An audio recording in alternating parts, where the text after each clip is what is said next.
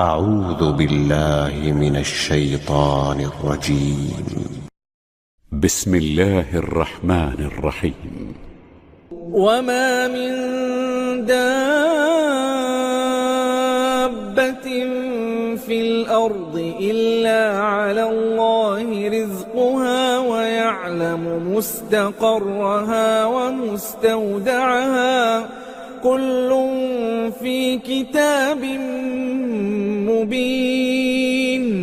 وهو الذي خلق السماوات والأرض في 6 أيام وكان عرشه على الماء ليبلوكم أيكم أحسن عملا.